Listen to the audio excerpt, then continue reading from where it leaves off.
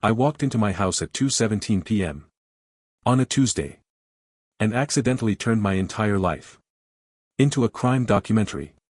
Not the fun kind either. Everyone looks normal in the first 10 minutes. Then somebody screams. Kind. I wasn't even supposed to be home. I'd left that morning like I always do, coffee, keys, kiss on the cheek, a dumb "love you" tossed over my shoulder like a receipt. She smiled and said, "Text me when you get to work." Her name is Jenna. She's my girlfriend. We'd been together a little over 3 years. Lived together for 1. We had the kind of relationship that looked stable from the outside, shared groceries, shared friends, shared a stupid little fern in the kitchen that somehow stayed alive despite both of us forgetting it exists. And I know how this sounds already. Bro, if you're telling a cheating story, the signs were there. Sure. Now they are. In 4K. With director's commentary. But back then? Back then the biggest issue we had was whether the dishwasher should be loaded like a normal human or like someone stacking plates during an earthquake. So why was I home at 2:17 p.m.? Because my boss called me and said, "Hey, don't come in." The client pushed the meeting. "Take the day, we'll make it up later." I should have gone fishing. I should have played video games. I should have done literally anything else. Instead, I decided to surprise her. I stopped at a little bakery she likes and bought those ridiculous mini cupcakes she posts on Instagram like she's a food critic. I even grabbed flowers, like an idiot. Like a man who still thought surprise flowers meant something. On the drive back I remember thinking, this is nice. I'm being a good boyfriend. I parked, walked up to the front door, and unlocked it quietly because I didn't want the dog to start barking and ruin the surprise. We don't even have a dog. That should have been the first clue. My brain was already sensing something off, because the house was too quiet. Not calm quiet. Dead quiet. I stepped inside and instantly felt it. That weird temperature change when a house feels occupied. Like you walked into a room where people were just talking and they stopped. Then I heard it. Not words. Not screaming. Just sound. A bed creak. A laugh. That soft, breathy kind of laugh that isn't meant for public spaces. And I just froze. Because I recognized the laugh. It was Jenna's. My first thought wasn't even cheating. My first thought was, is she on a phone call in the bedroom? Why is she laughing like that? Then the bed creaked again. And I realized my hands were still holding the cupcakes and the flowers like some sitcom character about to walk into the wrong apartment. My heart started hammering so hard I could feel it in my throat. I remember my mouth going dry, like my body was trying to shut down all non-essential functions to prepare for whatever was upstairs. I walked toward the stairs slowly. Quietly. Each step felt like it took 10 years. And then, right as I reached the hallway, I heard a man's voice. Low. Familiar. And that part, was what really hit me, because it wasn't some stranger. It was Mark. Our neighbor.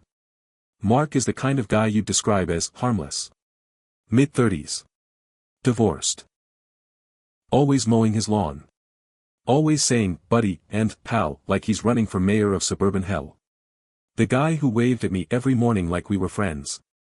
The guy who helped me carry a couch inside last month.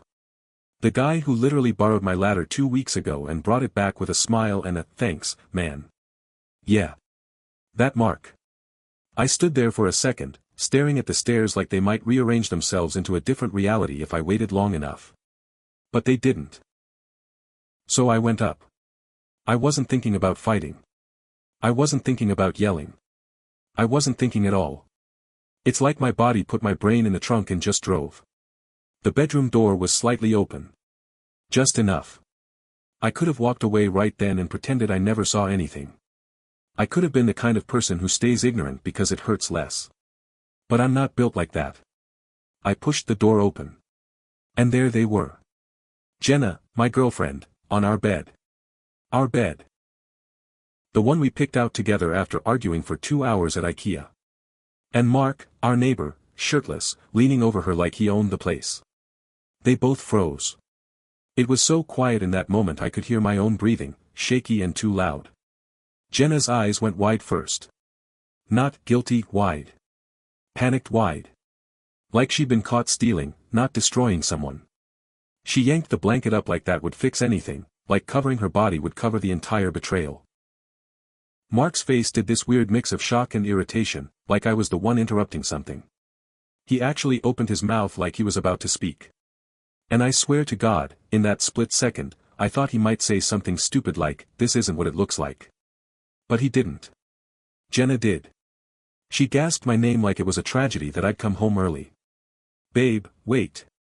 I didn't say a word. I just stared at them. And here's the part that still messes with me. I wasn't even feeling rage yet. I felt cold. Like my emotions got unplugged and all I could do was observe. The room looked the same as always. Our laundry basket in the corner. The stupid framed photo of us at the beach. Her sweater on the chair. Everything normal. Except the most not normal thing possible happening in the center of it. Jenna started talking fast. "Listen, this is not." Mark sat up, pulling on his jeans like he was late for work. "And Jenna." Jenna reached for my arm. That's when my body finally reacted. I stepped back. Hard. Like her touch was poison. She flinched like I'd slapped her. "Please," she whispered, voice cracking, tears already forming like she'd rehearsed them. "Please don't do anything crazy." Anything crazy. Like I was the danger. Like I hadn't just walked into my life being shredded. Mark cleared his throat, trying to regain control of the situation. "I'll never forget this part." He said, "Man, we can talk about this." We. Like this was a misunderstanding between buddies. Like he didn't just turn my house into a joke. And that's when the rage finally sparked. Not explosive rage. Focused rage. The kind that makes you calm in the scariest way. I looked at Jenna. Then at Mark. Then I looked around the room. And I noticed something that made my stomach twist even harder. On my nightstand, was Mark's watch. Like he'd taken it off casually. Like he'd been comfortable. Like this wasn't even the first time. That was when I realized this wasn't an oops. This was a routine. A habit. A choice. I turned and walked out without saying a single word. Behind me Jenna cried out, "Where are you going?" I kept walking. Down the stairs. Through the living room. My hands were still holding the cupcakes and flowers. I looked down at them, and I started laughing. Not happy laughing. That broken, disbelieving laugh you make when you're standing in the wreckage of your own life. I set the flowers on the kitchen counter gently, like they mattered. Then I opened the trash can and dropped the cupcakes in. One by one. Like punctuation. Then I grabbed my keys, walked out the front door, and sat in my car. And that's when I did the one thing Jenna did not expect. I didn't call her. I didn't confront her. I didn't scream. I opened my phone, and I started building a plan. Because if they were comfortable enough to do this in my bed, then they were comfortable enough to underestimate me. And that was their mistake. I didn't go far. I just drove around the block and parked 2 streets away, where I could still see my house through the trees. My house. The word already felt wrong. My hands were shaking so badly I had to grip the steering wheel with both of them. My phone buzzed almost immediately. Jenna. I didn't answer. Then another buzz. Then another. I flipped the phone face down and stared through the windshield, forcing myself to breathe. In through the nose. Out through the mouth. Slow. Controlled. Because here's the thing nobody tells you about moments like this, the first reaction is chaos. The second reaction is clarity. And clarity is dangerous if you know how to use it. I replayed everything in my head. The quiet house. The laugh. Mark's watch on my nightstand. The way neither of them looked surprised to see each other there. This wasn't spontaneous. This was planned. Which meant there was history. Which meant there were receipts. I picked up my phone again, not to answer Jenna, but to open our shared cloud account. We synced photos, notes, calendars. It was supposed to be convenient. Transparent. No secrets, she'd said when we set it up. I went straight to the calendar. And my stomach dropped. There were repeating events on days I was usually at work late or traveling for meetings. Marked as things like yoga, errands, self-care. Cute. I checked messages next. Not her texts, those were obviously clean, but archived conversations. And there it was.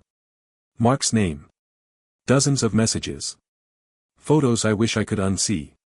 Jokes about how clueless I was. Voice notes sent from my own living room while I was paying the mortgage. They weren't just sleeping together. They were laughing at me. That's the part that really changes you. Not the sex. The disrespect. My phone buzzed again. This time it wasn't Jenna. It was Mark. One message. "Bro, we need to talk." I smiled. Not because anything was funny, but because the roles were already starting to flip, and he didn't even know it yet. I didn't respond. Instead, I screenshotted everything. Messages. Photos. Dates. Times. I backed it all up twice. Once to a private drive. Once to an external hard drive I kept in my glove compartment for work. Then I did something petty, calculated, and extremely satisfying. I opened our neighborhood group chat.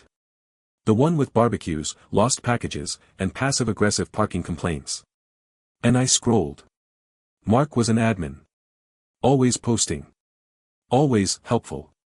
I didn't post anything yet. I wasn't ready. This wasn't about blowing things up immediately. This was about control. I drove home an hour later, just as the sun was starting to dip. Jenna's car was still there. Mark's wasn't. Coward. I walked inside, and the house smelled wrong. Like someone else's cologne mixed with my detergent. Jenna was sitting on the couch, eyes red, knees pulled to her chest like she was the victim here. She jumped up when she saw me. "Thank God," she said, rushing toward me. "Please, let me explain." "No," I said calmly. One word. It stopped her dead. I've never seen someone go quiet that fast. "I'm not here to talk," I continued.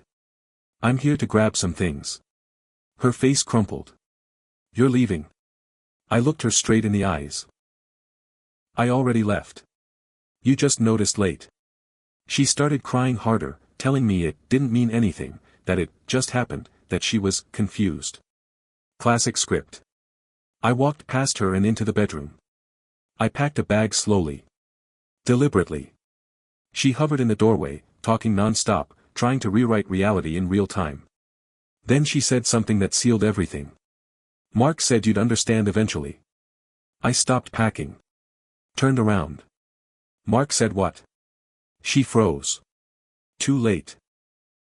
I nodded to myself. Got it. I zipped the bag and walked out. At the door, I paused and said, "One more thing." She looked up, hopeful. "Tell Mark," I said evenly, "to enjoy the house while it lasts." She frowned. "What does that mean?" I smiled. "You'll see." I walked out without another word. That night, I didn't sleep. I made lists. Legal things. Financial things. Social things. Who knew what? Who needed to know? And who deserved to find out in the most appropriate way possible? Because here's what Jenna and Mark didn't understand yet. They thought this was an affair. I knew it was a setup. And I was about to return the favor. The next morning, I woke up calmer than I'd been in years. That scared me more than the anger. I borrowed a friend's couch and took a shower that felt like it lasted an hour, letting the hot water wash off the smell of that house, that bed, that version of my life. When I got dressed, I didn't put on sweats or a hoodie. I dressed like I was going to a meeting. Because I was. First stop, the landlord. The house wasn't technically ours. My name was on the lease. Jenna's wasn't. One of those details you don't think about when you're in love. But I thought about it now. I sat across from the landlord and explained, calmly, that I'd discovered unauthorized occupants and a violation of the lease agreement. I didn't need to exaggerate. The truth did the work for me. He sighed, rubbed his temples, and said the words I'd been hoping for. "I'll handle it." Next stop, work. I requested remote time. Not a sob story. Not drama. Just personal matters. Approved instantly. That gave me space. And space is where plans breathe. I posted in the neighborhood group chat that afternoon. Nothing explosive. Nothing emotional. Just this. Hey everyone, quick heads up. If anyone sees Mark staying over at my place again, please let me know. He's not supposed to be there. No accusations. No names dropped beyond his. The comments rolled in faster than I expected. Confusion. Questions. Side eyes in text form. Then someone replied, wait. Mark's been there a lot lately. Another, I thought he moved in. And just like that, the narrative shifted. Mark texted me within minutes. Dude. What the hell are you doing? I replied with one sentence. Protecting my home. He called. I declined. Jenna texted. I blocked her. That evening, the landlord emailed me confirmation, lease violation acknowledged. Notice served. 48 hours. That's how long she had. I went back to the house once more, not to argue, not to cry, but to collect the rest of my things. Jenna wasn't there. Mark was. Standing in my kitchen. Holding a beer. Like he belonged. He looked surprised when he saw me. Then defensive. Man, you didn't have to go nuclear, he said. I looked around. This is nuclear to you? He scoffed. She chose me. You need to accept that. I stepped closer. Calm. Steady. She didn't choose you, I said. She used you. Same way she used me. He laughed nervously. You're just bitter. Maybe, I said. But I'm also on the lease. That's when his smile faded. I handed him the printed notice from the landlord. He read it. Slowly. What is this? He asked. Your eviction countdown, I replied. He stared at me, jaw tight. You can't do this. I shrugged. Already did. For the first time, he looked scared. And that's when I knew. The revenge wasn't loud. It wasn't violent. It was quiet, legal, and irreversible. The fallout came faster than I expected. By the next morning, my phone was buzzing with messages from neighbors I barely spoke to before. People asking if everything was okay. People asking if I needed help moving. People quietly confirming things they'd noticed, but never mentioned. Turns out Mark and Jenna weren't as subtle as they thought. Mark called me again. This time I answered. He didn't sound confident anymore. Listen, he said, trying to lower his voice, she's freaking out. She doesn't have anywhere to go. I leaned back on the couch and let the silence stretch.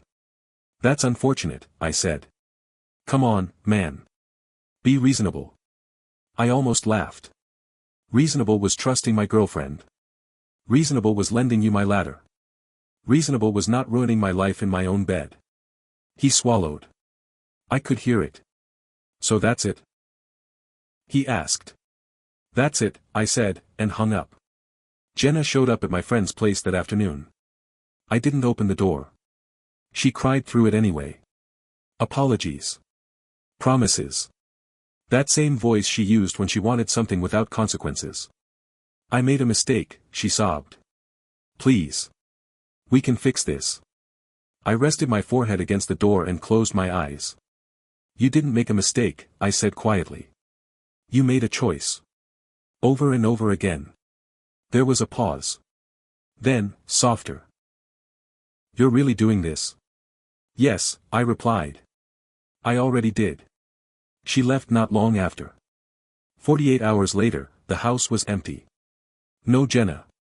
No Mark. Just silence, and for the first time, it felt clean. I returned the keys. Closed the chapter.